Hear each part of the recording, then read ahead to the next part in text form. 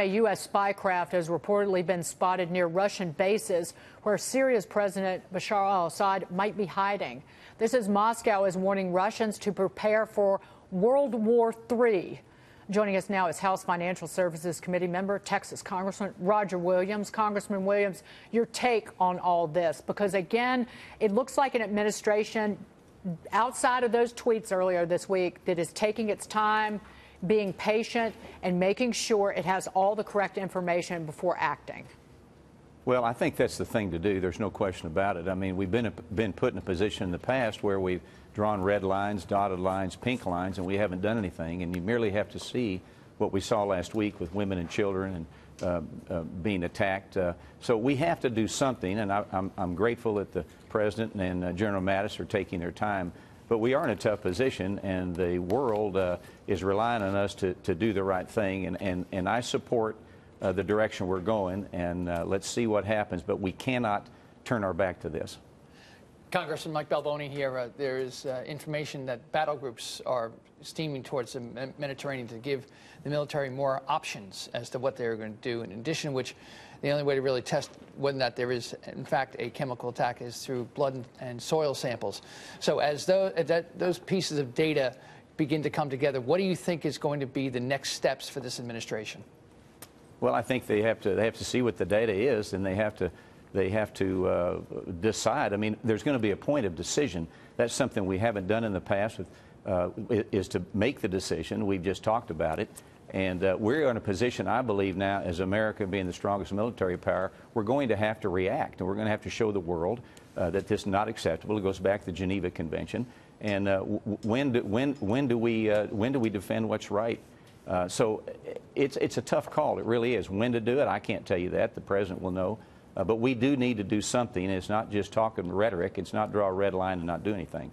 Meantime, border officials saying, and I know you were tweeting about this because I just saw your Twitter post, so thank you for that, Congressman. So border officials have said that they have arrested an MS-13 gang member at the Arizona border this week and is believed to have ties to the caravan of migrants.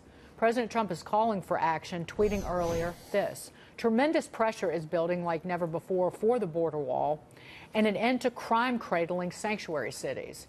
In San Diego, where the people were pushing really hard to get it, they will soon be protected. Your reaction to all the news on that this morning?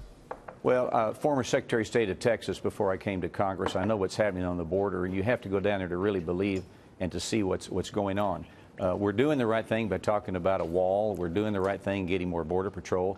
And we're certainly doing the right thing in sending the National Guard down there. And Governor Abbott today has already said that he plans on sending 1,400 National Guard there. So it's a lot of things going on. I mean, there's these drug cartels. There's MS-13. There's people wanting to come over here for not the right reasons. And we have to defend our border. That's one of the oaths we take. And we need to do it. And I support the efforts that we have going on right now. Rachel, many people, particularly on the right, President Trump supporters, were disappointed with what was in that omnibus spending bill. Yeah. The lack of funding for new border wall, new parts of the border wall, also no financial restrictions on sanctuary cities. But this is his way of staying on top of what is a critically important issue for his supporters.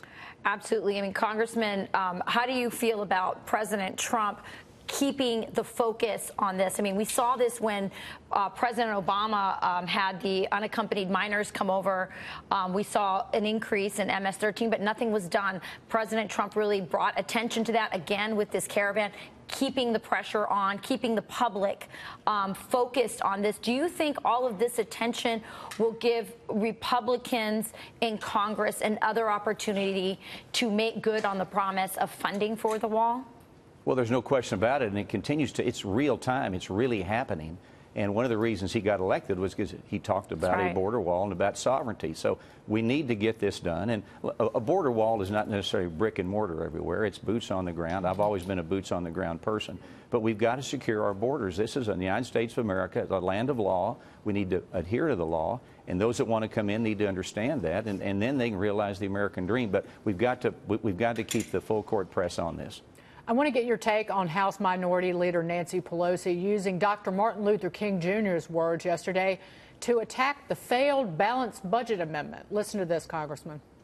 I'm reminded in the course of the debate on the tax bill and on the budget and now the so-called balanced budget amendment of Reverend King's words, God never intended for any group of people to live in superfluous, inordinate wealth while others live in abject, deadening poverty. And now in the so-called balanced budget amendment. The balanced budget amendment is no way balanced. The top Democrat's net worth is $29.35 million, according to Roll Call. Your reaction to Nancy Pelosi once again taking aim at the rich?